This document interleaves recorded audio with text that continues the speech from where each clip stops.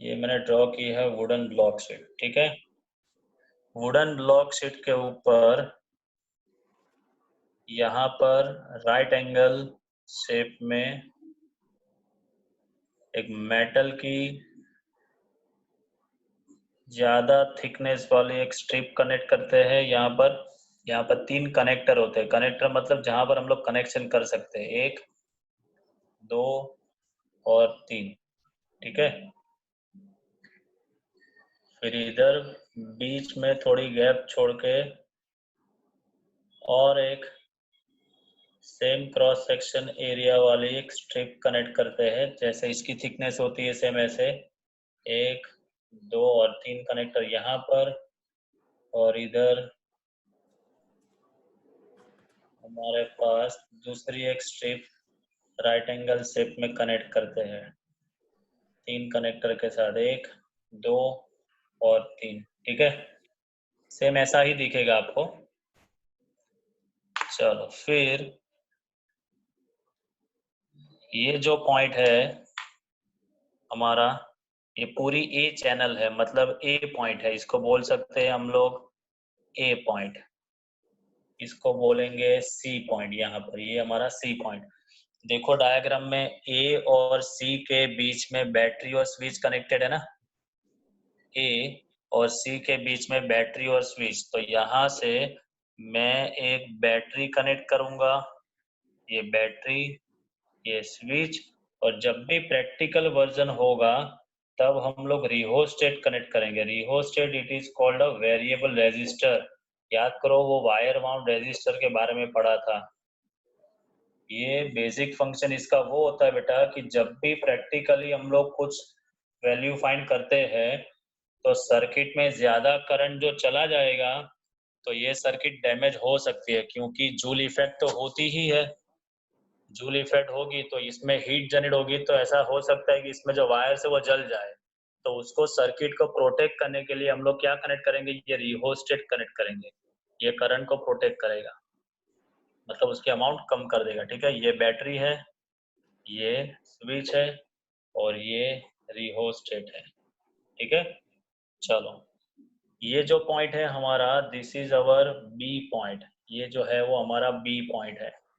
तो डायग्राम में देखो ए और बी के बीच में रेजिस्टर R1 कनेक्टेड है, तो ये पूरा ए चैनल है। तो यहाँ से मैं ये कनेक्ट करता हूँ ऊपर R1, ये हो गया R1, ठीक है। सेम है ना, ए और बी के बीच में R1, ए और बी के बीच में R1। फिर बी और सी के बीच में R2। तो यहाँ पर बी और ये सी के बीच में कनेक्ट करता हूं मैं R2, ठीक है। चलो अभी क्या बाकी है देखो, सॉरी, बी और सी के बीच में हो गया। अभी बी और डी के बीच में गैल्वेनोमीटर R3 और R4। तो ये हमारा प्रैक्टिकल वर्जन है, इसीलिए याद करो हम लोगों ने एक प्रॉपर्टी पढ़ी थी बेटा, resistance is directly proportional to length. याद है कुछ? तो हम लोग क्या करेंगे बेटा, R3 और R4 की जगह पर यहाँ पर एक 100 सेंटीमीटर की स्केल कनेक्ट करेंगे। ये 100 सेंटीमीटर की एक स्केल है, और स्केल के ऊपर यहाँ पर हम लोग कॉन्स्टेंटन मेटल का वायर लगाएंगे। कॉन्स्टेंटन मेटल का वायर लगाएंगे, ठीक है। ये R3 और R4 देखो, यहाँ से ये कनेक्शन कौन से पॉइंट के बीच में जा रहा है बेटा, ए और सी के बीच में जा रहा है ना, ये ए और सी। तो ये ए और सी के बीच में मैंने R3 और R4 की जगह पर 100 सेंटीमीटर का वायर लगा दिया है। चलो अभी ये गैल्वेनोमीटर है, तो बी पॉइंट पे गैल्वेनोमीटर का एक एंड जाता है। देखो गैल्वेनोमीटर का एक एंड जा रहा है ऐसे बी पॉइंट पे। तो मैं यहाँ से ये एक वायर लिया और इधर मैंने कनेक्ट कर दिया है गैल्वेनोमीटर, जी। और दूसरा एंड देखो डी पॉइंट पे जा रहा है, तो यहाँ से जो दूसरा एंड है वो मैं जो नाम बोल रहा हूँ उसको सुनना। हमारे पास गैल्वेनोमीटर के साथ जो दूसरा एंड जो है उसके लिए हम लोग एक इक्विपमेंट यूज करेंगे, उसका नाम है जॉइंट की। जॉइंट की इज जस्ट लाइक हमारी पेन जैसा होता है ऐसा। उसमें कनेक्शन कैसे करेंगे, ये जो गैल्वेनोमीटर में से आता है ना एंड, वो एंड यहाँ पर ऊपर एक कनेक्टर होता है, वो कनेक्टर के साथ कनेक्ट करेंगे और नीचे जो पेन जैसा जो एंड होगा वो ये वायर पे हम लोग स्लाइड करेंगे। इसमें और इसमें डिफरेंस क्या है बेटा, ये हमारे पास इधर R1 R2 और R3 प्री डिफाइंड वैल्यू है, मतलब ब्रिज बैलेंस मोड पे ही है। यहाँ पर हम लोग ब्रिज को बैलेंस मोड पे लाएंगे। यहाँ पर ब्रिज बैलेंस ही होता है क्योंकि थियोरेटिकल वर्जन है, ये प्रैक्टिकल वर्जन है, इसलिए यहाँ पर हम लोग ब्रिज को बैलेंस मोड पे लाएंगे। मतलब गैल्वेनोमीटर का मैक्सिमम डिफ्लेक्शन दिखाई देगा तो हम लोग उसको 0 पे सेट करके लाएंगे। यहाँ पर ऑलरेडी गैल्वेनोमीटर पहले से 0 पे ही रहेगा, यहाँ पर गैल्वेनोमीटर मैक्सिमम पे होगा, हम लोग उसको 0 पर लाएंगे। ठीक है, तो ये हो गया हमारा थियोरेटिकल वर्जन, ये प्रैक्टिकल वर्जन। ये पूरा एक वुडन ब्लॉक शीट है, उसके ऊपर ये राइट एंगल 2 स्ट्रिप मेटल की, ये बीच में एक मेटल की स्ट्रिप, ए और सी के बीच में जो बैटरी और स्विच है, यहाँ पर भी ए और सी के बीच में देखो battery switch and rheostat connect किया है। ए और बी के बीच में R1 है, ये ए और बी के बीच में R1 है। बी और सी के बीच में R2 है, ये बी और सी के बीच में R2 है। बी पॉइंट पे गैल्वेनोमीटर का एक एंड कनेक्ट कर दिया, बी पॉइंट पे गैल्वेनोमीटर का एक एंड, और दूसरा जो पॉइंट है वो बॉल पेन जैसा एक इक्विपमेंट है जिसका नाम है जॉइंट की, उसका शॉर्ट फॉर्म है जॉकी।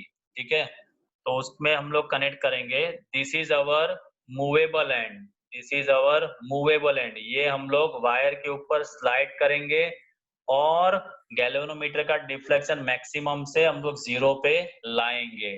ठीक है, चलो तो अभी कैसे ये वर्कआउट करेगा वो हम लोग समझते हैं, समझो।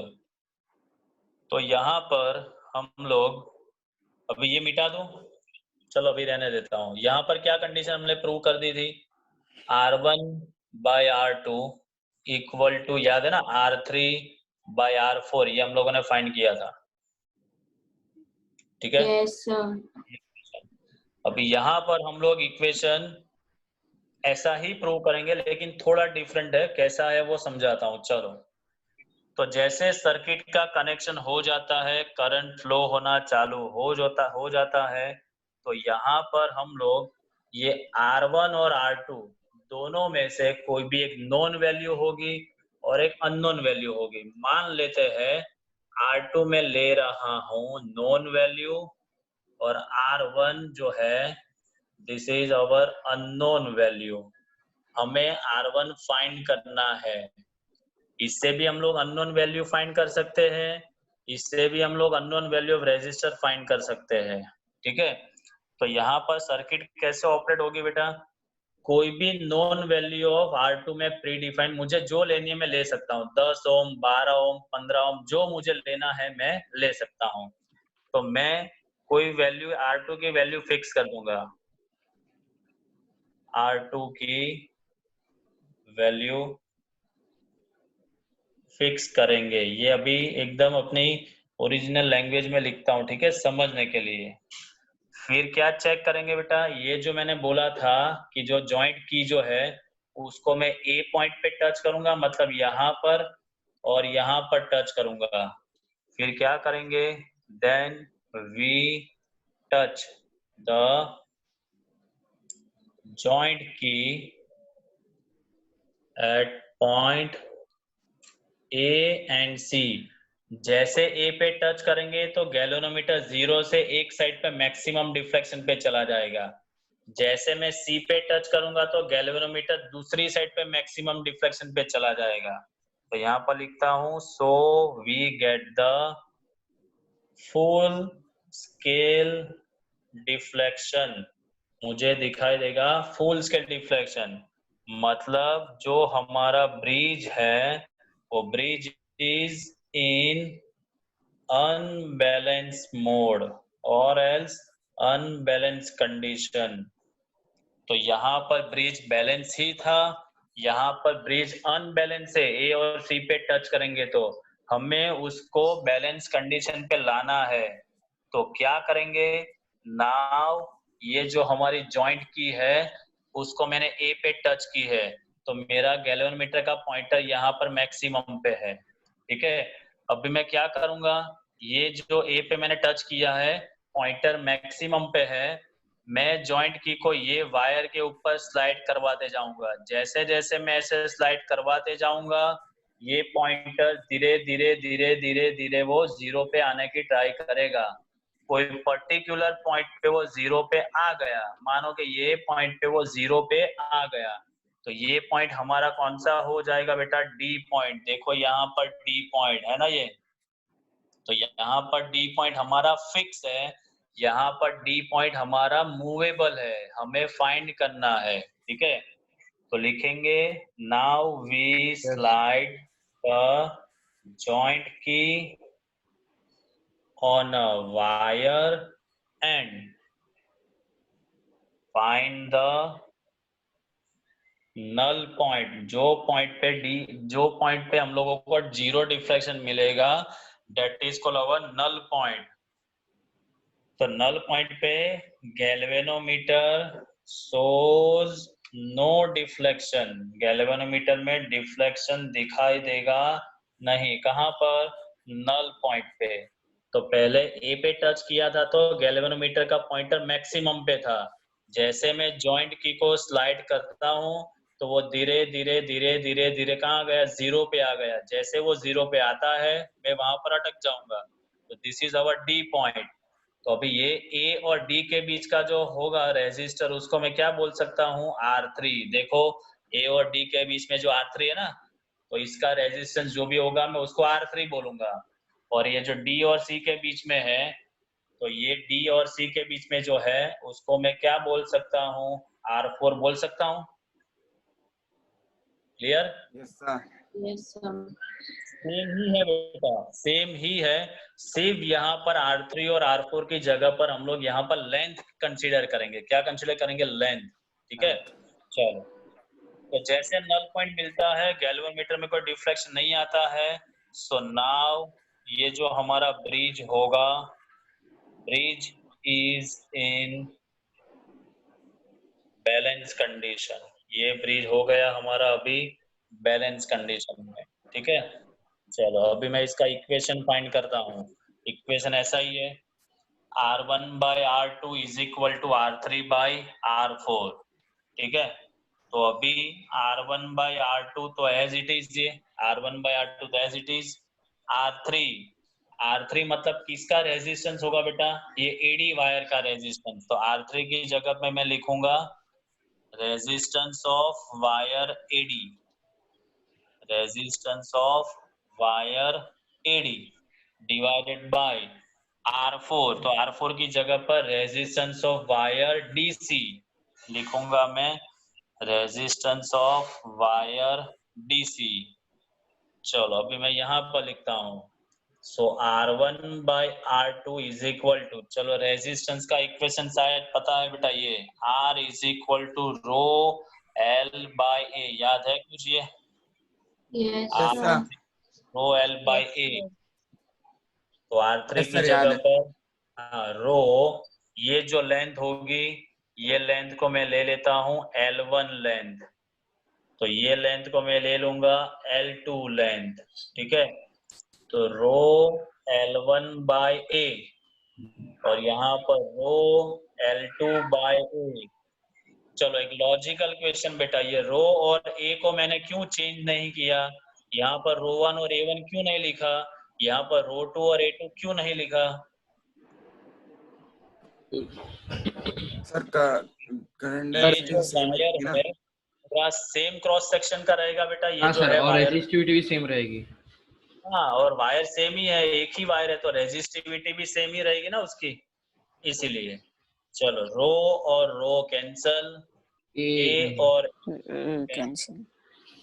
तो ये इक्वेशन हो गया हमारा R1 R2 R2 equal to L1 L1 by L2। ये जो वायर की लेंथ है बेटा वो 100 सेंटीमीटर की है, उसमें से ये L1 सेंटीमीटर है, तो L2 को क्या लिख सकते हैं हम लोग? ये पूरा वायर 100 का है। 100 माइनस L1। यस, ये L1 है, तो इसको मैं क्या लिख सकता हूँ? L2 को 100 100 माइनस माइनस L1। L1। तो ये इक्वेशन ऐसा भी हो सकता है, R1/R2 equal to L1/100 minus L1, हो सकता है ना ये? Yes sir.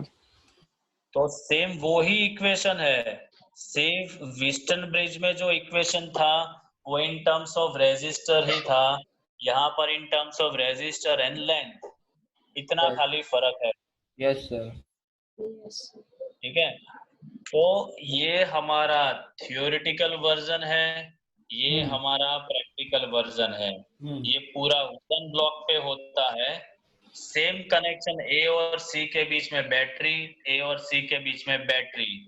ठीक है, दोनों की कंपैरिजन मैं आपको दिखा देता हूँ।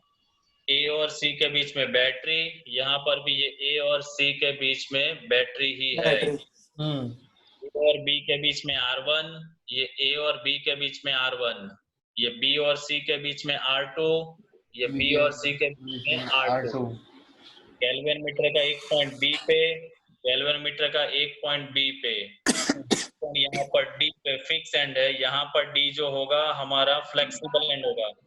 इसका कनेक्शन हम लोग वो जॉइंट की में करेंगे, बॉल पेन जैसा जो हमारे पास इक्विपमेंट होगा उसमें। R3 और R4 की जगह पर यहाँ पर 100 सेंटीमीटर का कॉन्स्टेंटिन का वायर लगाएंगे। क्यों कॉन्स्टेंटिन यूज करेंगे? तो हमने ऐसा पढ़ा है, कॉन्स्टेंटिन की रेजिस्टिविटी टेम्परेचर पे ज्यादा डिपेंड नहीं है। ठीक है, क्योंकि हम लोग बैटरी कनेक्ट करेंगे बेटा तो करंट जाएगा, करंट जाएगा तो जूल इफेक्ट मिलने वाली है, और जूल इफेक्ट मिलेगी तो रेजिस्टिविटी चेंज हो सकती है। तो उससे बेटर कॉन्स्टेंटिन की रेजिस्टिविटी टेम्परेचर पे ज्यादा डिपेंड नहीं है, that's why we connect the wire of constant current। ठीक है? Yes sir. चलो, फिर यहाँ पर हम लोग जो दो वैल्यू है उसमें से एक अननोन होगी, एक नोन वैल्यू है। सपोज ये हमारा R2 नोन वैल्यू है और R1 अननोन है, तो नोन वैल्यू में से कोई एक रेजिस्टर में डिफाइन करके निकाल दूंगा, तो R2 के वैल्यू में फिक्स करेंगे। फिर हम लोग ए पॉइंट पे जॉइंट की को टच करेंगे तो गैल्वेनोमीटर का 0 से कोई एक साइड पे मैक्सिमम डिफ्रैक्शन आएगा। फिर सी पॉइंट पे टच करेंगे तो दूसरी साइड पे मैक्सिमम डिफ्रैक्शन आएगा। मतलब ब्रिज जो है हमारा वो अनबैलेंस कंडीशन में है, हम उसको बैलेंस करेंगे। तो ए पॉइंट से धीरे धीरे हम लोग जॉइंट की को स्लाइड करते करते आएंगे। जैसे स्लाइड करेंगे तो गैल्वेनोमीटर का पॉइंटर मैक्सिमम से धीरे धीरे धीरे वो 0 पे जाएगा। जहां पर 0 पर आ गया वहां पर हम लोग रुक जाएंगे, मानो कि वो पॉइंट डी है। तो ये हमारा हो गया R3 ही है, जैसे ये को यहाँ पर हमारा R3 है, बाकी का रिमेनिंग ये हो गया हमारा R4 ही है। ठीक है, तो according to the condition of eastern bridge R1/R2 equal to R3/R4, R1/R2 as it is, R3 मतलब resistance of wire AD and R4 मतलब resistance of wire DC। We know that this equation R is equal to rho L by A, तो R1/R2 as it is, resistance of wire AD की जगह पर रो L1/A1, यहाँ पर length L1 है ना, और DC में लिखेंगे रो L2/A। रो कैंसल, AA कैंसल, क्योंकि वायर एक ही है तो resistivity same and cross section area same. तो R1/R2 इक्वल टू हो गया ये L1/L2। ये पूरा वायर 100 सेंटीमीटर का होता है, उसमें से ये L1 हो गया, तो ये मिलेगा हमारा 100 माइनस L1। तो ये इक्वेशन ऐसे भी लिख सकते हैं, R1/R2 equal to L1/100 minus L1। Clear? Yes sir. Okay, चलो इसका स्क्रीनशॉट लेना हो तो ले लो बेटा आप। Yes sir.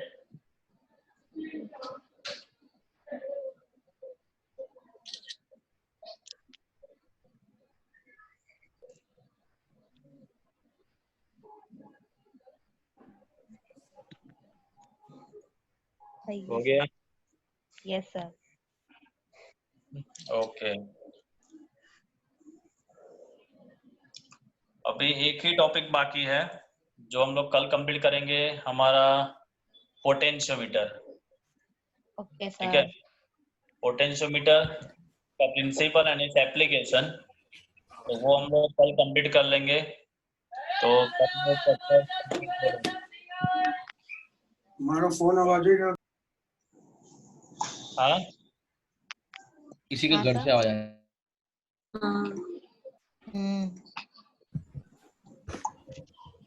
चलो, तो आपको ये आज फिर से एक बार किरचॉफ रूल रिवाइज करने के बाद आप व्हिटस्टन ब्रिज एंड मीटर ब्रिज दोनों को आप अच्छे से पढ़ के नोट लिख लोगे। सर તમે નોટ્સ મોકલો ને પેલી Yes, લખેલી sir. એકદમ ये नोट आपको चाहिए, मैंने कल बोला था ना, वो ये आप एनसीईआरटी में देखो या उसमें अपना जीएसएबी, दोनों में सेम ही है। ओके। तो कोई भी टेक्स्ट ज्यादातर इजी लैंग्वेज आपको जीएसईबी में मिलेगी, तो आप पढ़ सकते हो, एकदम इजी लैंग्वेज में है वो। बाकी ये जो मैंने यहाँ पर जितना लिखा है वही आपको लिखा हुआ मिलेगा उसमें, तो अभी आप पॉइंट्स के हिसाब से भी आप अपने हिसाब से नोट डिजाइन कर सकते हो खुद। Okay sir. Okay sir. Okay sir. ठीक है, लेकिन ये दोनों थ्योरी पढ़ने से पहले एक बार फिर से Kirchhoff current law and Kirchhoff voltage law बेटा दोनों एक बार पढ़ लेना, क्योंकि कल के सेशन में भी ये आने वाला है। Okay sir. Okay sir. ठीक है, यस सर। कंप्लीट कर लेना बेटा, और बाद में ऐसा हो तो उसमें कुछ कंफ्यूजन हो तो आप पर्सनली पूछ सकते हो।